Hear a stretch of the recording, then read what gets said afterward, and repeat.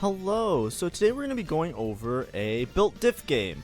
So built diff isn't that strong, typically. I like to play it a lot. I feel like I very rarely go bot 4 when I play built diff.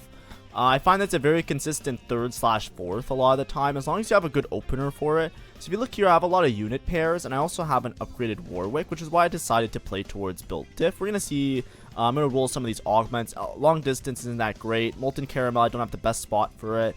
Of these options, I think Pilfer is a nice consistent strategy that you can play towards. But looking at my components, I just want to slam items and I can just play towards built diff with the Warwick upgrade, which is why I end up taking it here. If you start with upgrades, built diff is very, very strong. Built diff is really good at, you need to kind of win a lot of the early game rounds in order to put yourself in a good spot for late game in order to actually convert that to a really strong top 4. In this case, I really like to take built diff because I have a upgraded Warwick, which I can put a Bloodthirster on. I had Jace paired on my bench, and I had a bunch of other units that do a lot of damage. If you have a couple upgrades, especially if you have more than one upgrade, built diff is pretty good because a lot of times it will set you up that your early game is pretty easy, that you'll streak really heavily with it. Like I said before, though, built diff doesn't average very well in the stats. It's not necessarily one of the strongest augment choices, and I wouldn't necessarily suggest that you end up playing towards it. If you look at the stats, you'll see that built diff, it averages sub 4.5. Usually if it's below 4.5, it's pretty awkward and hard to play around, and it's around a 50% win rate. I don't know if it's better in Masters Plus. It's worse. Yeah, it gets worse the better you are, I think. Yeah, it gets harder to play. I figured as much. The reason I take it a lot, I find that if I take it in a good spot, I'm pretty consistent about it. So I usually take it as more like a comfort pick for me because I've played around built diff a lot of times in a lot of different patches, and if it's broken, I usually can convert it pretty well. The main thing you have to know with built diff is that it's really reliant on 5 costs. If you look at the boards that are actually minus delta or placed really high, it's typically if you can make it to hitting some sort of 5 cost. Even units like Briar and Nora, where even though they have a trait, they don't take into account the built diff. By the way, I'll just mention in case people don't know, built diff is if you have units that share no traits with other units, then they'll gain health as well as attack speed. So even Nora that has a trait because she has best friends is just good because it juices one of your units in particular. Milio is great for built diff because Milio takes advantage of built diff and also drops items for all your units, which is really, really nice. Diana takes advantage of built diff, but basically you're trying to play around some of the 5 costs. If you're not playing around the 5 costs, then you're trying to play some of the 4 costs primarily to build a really strong board. If you look at the 4 costs, a lot of times you're just going to try and make as much gold as possible and then roll on level 8 and play as many 4 costs as possible. Nasus scales really nicely off HP, so you usually play Nasus instead of Varus because then you can activate built diff without having activated Pyro, and then you'll play either Gwen or Fiora. Let's just, for sake of example, keep Gwen in. You'll see that the 4 costs really don't share a lot of traits with any of each other, which is a benefit in this case because you can just play as many high value units as possible, roll on 8, gather a bunch of 4 costs, and it's pretty efficient rolling. You just require a lot of gold. Built diff has been progressively getting worse, and it's just because I think the pace of the game is getting a little bit faster. People are opening into Callista, and then Callista is very strong. People are opening into Varus, and then Varus is very strong. Or you're playing a reroll line. Those are the meta lines right now. And because it's reroll or play 1 or 2 of these 4 cost boards, there's not a lot of people rolling for 4 costs, so you lose a lot of your win cons, right? A lot of times, if it's a 4 cost meta and you take built diff, you can basically stabilize around any set of 4 costs, and then you can try and go for a 3-star if a lot of them are out of the pool. If you can't do that, you usually want to make it to at least hitting a Milio. The 5 costs that you want to play are typically Milio, Camille, where is it, Smolder, and Nora and Diana. So a lot of times, because you're playing these particular units, you typically don't want to play Rise, and you don't want to play Karma, and you don't want to play Taric, just because you'd much rather play around Camille, Diana as frontline units. And Nora, even though Nora takes advantage of best friends, having the Yuumi to put on whoever your main carry is just ups your damage by a lot, which is really nice. But typically you'll play around this. You'll usually have a Nami and then make melee items because you'll play around Gwen or Olaf or even Diana, Camille, or a Nasus, and you'll just put those items on those units. That's why I ended up taking it right now. If you look at my spot, I started with an upgraded unit. And with the upgraded unit, I also had a Bloodthirster, which is a good frontline item for a frontline carry. Like I said before, I wouldn't necessarily say that built diff is the best thing to take. I think that it's risky to a certain degree. Obviously, it doesn't average the best in the stats, but at least in the current meta, where a lot of times you're like rolling down and hoping to hit 1 or 2 units or forcing something towards 2-1, I don't really like to play Varus at all. I don't know exactly who's going to be re-rolling. I didn't have the greatest of re-roll angles from the spot that I was in, or at least what I looked at. I didn't see a good re-roll line to play. So I'm pretty comfortable around playing built diff. What usually happens with built diff is if you start with upgrades, right? So for example, I started with this Warwick upgrade with a Bloodthirster. Then as you can see, I made a Thieves Gloves because I had a glove left over. Making a Thieves Gloves is huge because now I have another itemization.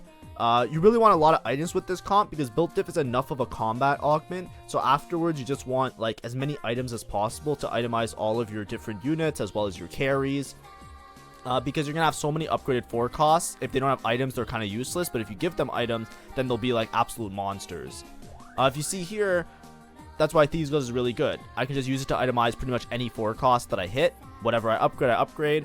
And you want to win out on stage 2. You want to win on stage 2 because you need a lot of gold. If you're not winning stage 2, then you're lose streaking stage 2. Because you need to 5-streak one way or the other. That's the biggest problem with built diff. Your stage 2 matters so much with this comp because you need so much gold to afford buying so many different forecasts that in order to actually hit any of them and upgrade any of them, you're gonna need like a shit ton of gold, right? No way around it. That's where the consistency comes out of play. I wouldn't take built diff if I didn't have a melee item plus a good upgraded unit, or if I have another upgraded unit, they have to have some sort of like extra effect, right? Like let's say I had like an upgraded Ziggs and I had like blue buff, then it's like, okay, I have an item holder. Because I started the game with a Warwick, which was really good, as well as a Bloodthirster, I decided, hey, this should be a reliable 4th. When we're aiming for our final board, we're aiming to cap our board around getting like a 3rd or 4th, right? This is supposed to be a consistent 3rd/4th style comp. We're not trying to play for 1st. Playing for 1st is like situational. If there's a lot of forecast gone, then you can roll deep on level 8 and go for a 3-star forecast. That's pretty much your only win con. If you're not doing that, you're pretty much rolling on 8 for most of the game just to get as many upgrades as possible to make it so that other people that don't have upgrades will have a hard time chewing through your board. That's the main idea. Built diff works really well with melee units like Fiora, Gwen, Olaf because it gives HP as well as attack speed, and those are 2 resources that are really good for frontline units, right? Fiora with more HP is going to live longer, and then with attack speed is going to do more damage, helps her heal, helps her DPS.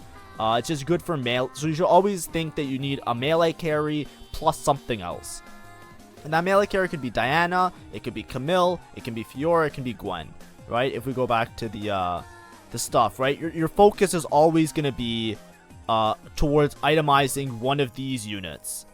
Now, however, obviously if you don't have items for these units, it might be a little bit more risky to take. Obviously, when you're playing around this comp, you can only play one of either Gwen or Fiora. Whichever one you hit and whichever one you have items for, you itemize. This comp caps out very high around the 5 costs. Now, I wouldn't necessarily say that it's a fast 9 comp, right? I don't think that you're warned, like there's no reason to ever go 9 to try and play around the 5 costs with this comp. I think it's really difficult. You kind of have to hope that you high roll one of them at a low cost. Like you want to, at a low level. Like you gotta hope that you high roll a Diana on level 8, for example, or high roll a Nora on level 8. But the real crux of this comp, the main thing that you always want to look for, which is a little bit hard in the current meta because there's always going to be Kalista players, is Milio. Milio is one of the most important units in this comp, and it greatly buffs the power of this comp. When you have a bunch of forecasts, they're all pretty much useless unless they have items. It's like that with every comp, really. If you have multiple carries, doesn't matter if you have Gwen, Fiora, 6 warriors. If your warriors don't have items, they're not going to do that much. If you're playing around Varus and you have a secondary carry, that secondary carry isn't going to do anything unless they have items. If you're rerolling Honeymancy and you have Nunu 3 and you have all these other shits, it doesn't matter what the unit is or how upgraded it is, if it doesn't have items, it will probably just die instantly, especially in the current meta. So Milio dropping everybody items is really important. because you're going to be playing around a lot of high cost units, so they can make really good use of those items. So you always want to be able to find Emilio. Built diff, that's why you want to have so much gold. Finding Emilio on level 8 is going to be really hard. Going level 9 is also going to be very hard. Sometimes if you can find upgrades and high roll a little bit, then you could level to 9 and then roll a little bit more, and you can like play around the board like that. But typically you're just going to be rolling on 8. As soon as you find one copy of Emilio, it's like, okay, top 4 secured. Let's see what else we can get. What extra juice, what extra placements we can get from it. If you look at my spot isn't the greatest. I've been starting to lose some rounds here and there, right? I lost 2 rounds. There's the Honeymancy reroll that I lost to. I lost another round before Carousel. But overall, my spot is pretty good. I hit Exiles. Exiles gives a health shield to units that are separated. So it's pretty good in this case because I'm just giving myself more tankiness. Of course, I would love item augments, but it was a silver augment, and Exiles is really, really high placing as a silver augment. So I decided to take it. Maybe it's a little bit overkill because I already have HP and attack speed, and just giving myself more HP / shielding isn't necessarily the greatest thing to hit. But I already have a Gwen and a TK. Right, I already have a Gwen and a Tom Kench, so we're okay with this. Like I said, I take built diff a lot. There's many built diff videos on my channel. I think this patch, built diff is the worst that it has been. I am making this video, by the way, because like I'm working on the guides that should be out tomorrow. I didn't finish them for today, so I wouldn't say this is the most informative video, but it is something that's like, hey, this is an option if you're looking for it in the meta. And you have a good opener, you don't know what to do. Built diff is very tempo based, right? You want to slam early, you want to have a lot of gold, you want to win rounds, and once you establish a strong enough board, you want to make sure that you're just pushing levels and keeping your gold to roll on level 8. So it plays more like a traditional flex 4-cost comp, which is why I like it so much. When you're playing a 4-cost flex comp, you'll hear people talk about flexing and play flexibly and blah blah blah. When you're playing something like built diff, it plays like a flex comp, because usually with flex, what you would do is you would start your early game by upgrading your units, right? Whatever upgraded units you have, you'd build items for, and then those items, whether they be like generic or not very generic, you would then be able to place them on different units when you roll down on level 8 and just find somebody that can hold the items. So for example, I made a Bloodthirster very early. Bloodthirster isn't like a meta item unless you're playing towards specific lines that are enabled with either certain augments or certain units, right? You're either playing warriors, or you have a frost emblem and you're playing Olaf, or you have some hunter related augment and then you're playing Olaf in that regard. But typically you're not trying to make Bloodthirster, because if you have those components like a sword and a cloak, you're much rather wait to make items for Varus, or you play probably towards Varus or Callista or something like that. Not likely Callista with a sword, but you get the idea. Because I'm just making a Bloodthirster, it's like whoever I hit on level 9 is who I'm gonna hit. This is really unfortunate though. So this is one of the main reasons that built diff kind of sucks. I'm gonna pause it for a second. Do you notice anything fucked up about this guy's board? Yeah, he has a Camille. Like he's playing Ashe reroll. He hits Ashe 3, Jax 3. You can't even find Camille on level 5. I don't know what happened. I think he hit like the polymorph, the upgrade shop charm. I don't know how he has a Camille. Like genuinely, I don't know how he has this Camille. Because like I thought that you had to be like level 7 before you can even see it. He's level 5 with a Camille. So the reason that's so annoying is because he's Jax 3, Ashe 3, so his mid game is really strong. The only way this guy can like low roll is if he can't find a Camille later, because it's really hard to find 7 multi-striker. He's level 5 with the Camille already, so I already know that I'm not beating that guy a single round starting now, because the only hope you have when you see a multi-striker board is that, okay, they're strong with Ashe 3, Jax 3. The problem with the board is that, like, you know, later in the game, they have to find a Camille. And if they don't find the Camille, because they spent all their gold rolling on level 5, they can't make it to level 9. They have to find a Camille on 8. It's going to be really hard because they won't have a lot of gold. If that guy already has a Camille, he's, like, guaranteed 7 multi-striker without even having, like, the emblem augment. So that's the type of lobby that we're in right here. I want that to be taken into account in a certain ways. Just because, you know, I don't want it to come across, how do I phrase it? I want you to look at, like, these are the people I'm playing against, because if there's people high rolling, obviously if I'm still able to top 4 and people are high rolling, probably pretty good. Here I reforged one of the swords. I'm probably playing around this Gwen always, just because I have Gwen. So I don't want to make a Last Whisper, and I don't want to make like an IE, because I'd rather make a third item on Gwen. Ideally, I can get a Rod, and then I can make a Jeweled Gauntlet, and then eventually I can move the Morello onto somebody else. But because I already have one Gwen, you know, you play around the eggs in your basket, right? Whatever you got on your board already is usually who you're going to itemize and play around with built diff, because you want to constantly have HP and money, right? You don't want to sell your Gwen, do a hard pivot because Fiora's better because XYZ guide said so. It's like, no, it's like whatever you hit, you play. If I roll down on level 8 and I hit a Fiora 2, then sure, I'll sell the Gwen, I'll put the items on the Fiora 2. But for now, I already have one Gwen. I'm probably going to play around Gwen for most of the game. Whatever items are, or what my items are. I hit a Taric. I'd rather play Taric than Shen. This was the mistake, though. I think this was a huge mistake, by the way. So, as my last augment, what did I took this, right? So, teaming up seems like it's good. So there's Portable Forge, right? I think in hindsight, I should have just taken Portable Forge. I also should have taken Avenge the Fallen, by the way. So I forgot how good Avenge the Fallen was at this moment. So I'm going to make it very, very clear. I'm even going to make an effort to take out the pen. Just so you guys could understand the exact mistake here. Because I want you guys to learn. If I'm going to make a video about a niche, very low statted comp that I like to play, I'm gonna make sure that you guys at least come out if you're knowing shit. This is broken. It's very strong. This can give you Exodia. This is shit. And guess which one I took? I took this one. You know why? When I read these originally, I kind of forgot about Avenge the Fallen. I was streaming, I wasn't paying attention. I'm gonna be real, I don't even think I realized this was Avenge the Fallen. Avenge the Fallen's really good because they basically just buffed it, and it's like one of the best augments right now. I remember in the patch notes I was explaining, I was like, whenever you have these traits where it's like 3 allies die, or like it takes a certain amount of time before the effects kick in, usually they're useless or they're very broken. Because it's like, it has to be so, this has to be so strong that it warrants waiting until 3 allies die. And it's hard to find that balance usually.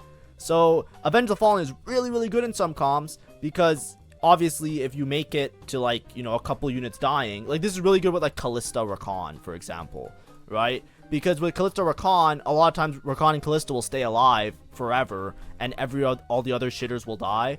Then Avenge the Fallen is really good because it'll give you a bunch of stats. And even generally, it's just so much stats now that it's just good. So I should have taken Avenge the Fallen. Portable Forge is like risky, but there's a lot of things you can get. And remember what I was talking about before? This comp just needs a lot of items because you can have a lot of 4 costs. I took this one because I genuinely think that I just didn't see Avenge the Fallen. Straight up, I know that sounds really copium. I swear I just looked at this and I just thought it was something else. Like I don't know what I thought was here. I just didn't read it. I was debating between support item as a gamble because you can get a positioning one, and I have exiles, so there's a couple of them that are really bad. So for example, if I hit Randuin's, it's just fucked. The game is just fucked.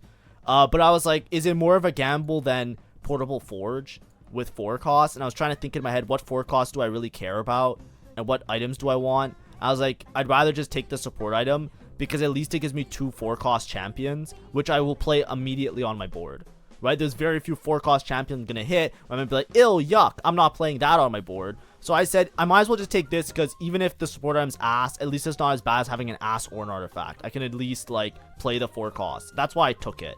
You'll see that I kind of got semi-griefed. It's not that bad, but it's not particularly great. I got Ice Cream Cone. Now, Ice Cream Cone's good because I'm playing around Gwen, and it's pretty good for Gwen, but you have to remember that I'm exiles. This is why you should never take support items when you have exiles, because so many times it just doesn't work out. Like if this was Randuin's, I'm basically just hoping to reforge it, right? Like Randuin's that you have to place them all beside each other or lock it or some other shit. It's just bad in general. So here I'm rolling like 30 gold, right? I'm not particularly rich. My stage 3 didn't go as well as I had hoped it would go. I find a Nasus though. Nasus is very good in this comp because Nasus scales his damage off HP, which is actually very, very good. Scaling off of HP is nice because built diff gives a bunch of HP as well as attack speed. So Nasus becomes like a semi-attack fighter in a way, which is really nice. Here I just put this on Tahm Kench. I wouldn't mind Tahm Kench having a little bit of extra casting ability. And we don't have many units upgraded. I didn't make use of the ice cream cone, but I will fix stuff up in a turn or two. I should be stronger than most boards though, right? This guy doesn't have Rakan yet, so I'm not too worried about him. He's also contested playing multi-strikers. That's even crazier because this guy's playing multi-striker and he's contesting the other guy that hit Ashe 3, Jax 3, and has a Camille. Like, I don't know what the fuck's going on in this lobby, but sure. We found Emilio, by the way, so we're actually in a really good spot. I don't know why I rolled. I need to buy both of these. I locked the shop because I do that with panic. And we hit Gwen too. A lot of times you're going to roll really deep at the start of stage 4. When you're playing built diff, you can't greed that much. So usually you'll roll really deep in these first couple rounds, trying to find one of your units to upgrade. And as soon as one of them is upgraded, then you're fine. That's kind of how it is. Here I'm just trying to place my units in accordance to exiles. But yeah, generally not the greatest of games right now. I removed the component because I'd rather have Milio give Gwen an item. Milio prioritizes units that have items already. So I'd rather have Milio drop an item on the Gwen instead. And then with these components, I'm probably going to make like a JG on somebody. I should put some of these on the frontline units as well. But as you can see, we just play whatever we hit. Remember I was saying Karma isn't necessarily the best one to play. There's certain units that aren't the best to play. It's fine because Karma's good. And as you can see, now my damage is going to be massive, especially with this Milio that drops extra items. Ideally, we can also get Milio items. If we could get Milio to cast multiple times, like if we can get a Gwinsu on Milio, that might also be really, really big. But I think as much as I would like to greed around this Milio dropping items on everybody, you probably want to itemize your Gwen first just to make sure that you're super stable. You don't want to have to rely on Milio dropping an item, because if the Gwen like gets in a bad spot, dies really early, or gets a bad item, because sometimes Milio drops an item and you're like, what the fuck is that? That's horrible. You'd rather just guarantee a good item on Gwen. So here I'm probably going to make like a JG or some sort of big AP item to give my Gwen as much attacking ability as possible. And then eventually we can switch around the items, put Morello on Milio and stuff like that. I'm paired on a couple units, right? I was rolling a little bit. I'm paired on Rakan and Tahm Kench, and then I was paired on Olaf. When you're paired on units, you should always consider like, okay, I'm rolling because I'm paired on multiple units. You should never roll if you're not paired on units. So here I'm trying to not drop below 10 gold. I want to make sure that I have as much gold as possible. But you want to roll every turn, because if you're paired on units, you don't want to just like leave HP on the table, right? You would ideally like to win a couple rounds. You want to win as many rounds as possible. You don't want to just like say to yourself, no, I'm going to greed all my econ. I'm going to play for first. It's like, I already saw the multi-striker player. That guy's probably going first. Straight up. Ashe 3, Jax 3 already has a Camille. Not even third augment. I'm good, right? I'm okay with this. I am totally okay with, you know, playing for like a second at best, right? If you're not playing for first, then you should just roll when you have upgrade, when you have units to upgrade, right? If you look here, I'm paired on this guy, this guy, and this guy. Every roll that I do is a chance for me to hit one of these guys as a 2-star, which is massive for my team. That's the way you should look at it, always. The way you should always look at it is, if I upgrade any of these units, it's massive for my team. See? Boom. We have Tarek 2 now all of a sudden. Isn't that great? That can win us the fight. That could be the difference between winning the fight and losing the fight, is just having the unit upgraded. We started with this Nasus though. We really want to have a Nasus too. Nasus is one of the best units in this comp. We're going to pay attention to this guy. So this guy's rerolling units and he's playing just like Frosty Frontline. And he's holding on to a bunch of like Olafs. He's playing like the what's it called? The Frost slash what's it called? The Frost with Pyro setup. Right now he's not that strong. He'll probably outcap me a little bit later. Even though he's not like, how do I phrase it? He can get to 7 Frost. Usually you don't play this unless you have a Frost emblem. Without the Frost emblem, it's a little bit sketch. It's a little bit awkward to play around. But if you have Frosty Frontline, even without a Frost emblem, you're usually very fucking strong. Immediately, you always should use the remover at the start of a neutral round. I'm using the remover because you're gonna get one off of these guys. They made a change in TFT now that every time you're on a neutral round, they will drop you a remover. So you use the remover instantly, because if you already have one, they won't give you a new one. So it's gonna go to waste anyways. And I want to optimize my Gwen item. So I'm looking for a third Gwen item here that's a little bit better than Morello. Like Spark, for example, would be really good for her so that she can have some shred. I'm down to even make a Titans if I have to. We'll see what happens. But I have my component anvil, so let's see. I think it might have been Gwinsu on this guy. I'm not sure, though. But honestly, it might just be Crown Guard. Yeah, I'm too much of a wuss. I think the greedy play is to put Gwinsu on this guy, saying that he's gonna drop my whole team a bunch of items and it's better. But the more safe play is just guarantee that your Gwen has 3 items so she doesn't fucking die. Because, you know, like, sometimes this Milio unit, even with a Gwinsu, especially if the Milio gets sniped, sometimes the Milio gets sniped, and then it's like, it really doesn't fucking matter that he had extra items. I bought these fucking dummies as well.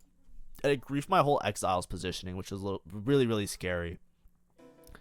This is typically how built div looks, right? As soon as you start to get some upgrades, you start to look like absolutely dominant. You start to beat everybody in the lobby. My Gwen has really good items, by the way. I'm kind of down a support item in a sense, because the support item isn't that good here in some of these fights, because, you know, positioning and all of that. But we're fine.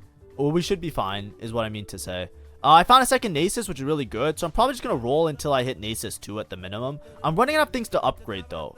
Right now, I have Nami paired, I have Nasus paired, so I could roll a little bit, but at one point, I'm just going to stop rolling. I found a Smolder. Smolder's usually pretty good. I'm not sure if he's better than Nami. I think Nami might be a little bit better. Nami's really good because of the stun. I used my second remover, by the way, to put items on Olaf. I think that my board needs a little bit of damage because I have so much tankiness from built diff with Exiles that I'd much rather just have like another damage dealer. So I just put TG on Olaf. Olaf has an AP ratio that's pretty good. It helps his Omnifam, so if he rolls AP items, he'll just sustain himself a little bit more. And this is the guy that I said I'm probably going to lose to no matter what. Camille, he just went straight to 8. You know what I mean? He was level 5, 0 gold, won every single round, straight to 8. He just had a Camille on level 5. I don't even know how. Like, it was definitely from a charm, but I didn't know those charms appeared that early. And that's my bad. I'm holding a couple Gwens here just in case I can play for Gwen 3. Remember what I was saying before? Like, if a lot of people are playing around 4 costs, you can maybe sneak by and hit a 3-star 4 cost and then just win the game for free. So that's what I was kind of thinking of. I was like, maybe I can hit Gwen 3. But at the same time, I'm like, this is kind of scary, right? I know that there's a lot of people that are going to be way stronger than me. Just by scouting out the lobby, if they hit their boards. Like, this guy just hit Jinx 3, for example, if you're paying attention. There's a Diana here. I can't really play around Diana because of this guy. Sorry, not this guy. Yeah, this guy, Tarek. I haven't upgraded Tarek. I'm not going to sell Tarek to play Diana. It seems counterintuitive. Diana's better if I have Diana too, but until then, I don't. Now, this is the part that kind of fucking sucks. So this guy's Pandora's, and he's playing this fucking line, and he's just holding every fucking Nasus now. And it's like, bro, what the fuck? It's like, he can just level. But, look at his board. His board's so whack, by the way. His board is so whack because his board has double Olaf. Right? Like, he hit Swain 3, which is fine. Like, I understand. But I don't know how this guy didn't die. Because he doesn't have that much damage. He has, like, 2 items on Olaf. And this guy, it's literally just Talisman of Ascension, I think. And because this Frosty frontline is so broken, he has enough frontline to survive. It's like the perfect example of like just enough frontline that I can't chew through him. And it makes me feel so upset. Because it's like, bro, I need this guy to die so I can hit Nasus 2. Because if I hit Nasus 2, I'm pretty sure I can get like a second or a third in this lobby. It's just so much more stable. But the problem is I can't chew through his frontline because he has Nasus 2 and this fucking Swain 3 and I have no shred. I have anti-heal, but not that well. And it's like, bro, he just ascends and his whole board just wipes mine. It's like, bro, nobody's ever gonna beat him. That's so unfortunate. And because he's holding extra Nasuses, he's literally Pandora's benching, griefing my game plan, which is fine because he's playing Nasus, so he's just going for it. You know, you hold units that you're playing anyways. It's not like a strictly like he's scared of me that he's griefing me. It's not like something to complain about, like in a sense of like this is bad for the game. It's just like this is really fucking unfortunate that the guy with Pandora's is playing Nasus and he's holding extra Nasuses because he's gonna go for Nasus 3 if I die. And he's super stable. It's like that's just bad. You know, like I really wish that didn't occur. But like I said, it still should be a top 4. I'm not really scared about going bot 4 just yet. I have a lot of HP because I started with a very good opener, a very good early game. Now I have Milio 2, which is great. I can play the Nami as well. If you don't have Milio 2, by the way, a lot of times it's good to just play double Milio. Double Milio just to drop more items is really, really good. Some of these more high cap boards, like the meta comps, for example, this guy, he's level 8 and he found a Zareth. That's not good for me because now he's just like really, really fucking strong. I should still be able to win. This Varus comp really relies on one-shotting units and killing units instantly. Because my board is so fucking strong, as you can see, I'm able to beat him. That's the benefit of built diff. Obviously, exiles helps a little bit, but that's what I mean by built diff is sometimes okay, right? If the board isn't perfect, if their boards aren't super optimal, you can usually get by with just built diff, right? You can usually make things work out. Now, another thing I want to mention is I sold my Gwens a while ago just because I was trying to make econ. I understand that you might look at it and you might say, well, why don't you just go for Gwen 3 like you said before? There was a player that had Gwen 2 on their board. I'm not sure if they're still alive. They might have died now, but at the time I was like, I'm not hitting Gwen 3 anyways, so I'd rather just make econ and secure myself getting somewhere around top 4. As you can see, it wasn't even close. The lobby was kind of strong. Somebody was playing meta Varus and had a Zareth early. If you get the upgrades and you take built diff from a good spot, you can't just take it like from whatever. You can't open and play built diff. You can't like guarantee certain items and play a one-way comp. This is a comp that, you know, in the stats it would say that it's pretty bad. But as long as you have good enough gold that you can roll for upgrades, you can hit those upgrades, you could beat a lot of players, right? Look, I beat the Honeymancy player. He's not really close to capping out his board much higher than that. I'm highest HP in the lobby right now. The problem is, this guy that I identified earlier, super high roll and just beat my ass. This guy, I can't beat him. I can't shoot through his front line, and he's only getting stronger, which is just really, really unfortunate for me. But if I can, we'll see. And he's also gatekeeping. Sorry, not gatekeeping. He's kind of like griefing that I can't hit my Nasus too. If I can put items on a Nasus too, this comp becomes so much more broken because Nasus actually, like, he not only tanks, but he also does damage because of the HP scaling. Rakan is also like that, but Rakan just shields. He doesn't really do damage. Nasus can actually, like, be like a carry. He can do almost as much damage with 3 items as some of the, like, actual damage dealers, which is really important. Also, I missed a Nora. That's really bad, by the way. So me not buying that Nora was actually very, very bad. Very, very, very, very bad. Very bad. Like, actually very bad. Nora is probably better than Nami and probably better than Nasus. Nora doesn't take advantage of built diff, but if I can Yumi my Gwen, I'd be in a really good spot for Gwen to do a bunch of damage. I'm just gonna pause this for a second right now. If you look at this guy's fucking board, by the way, like, I'm full fucking griefed by this guy. Like, literally, he has every other copy of Nasus.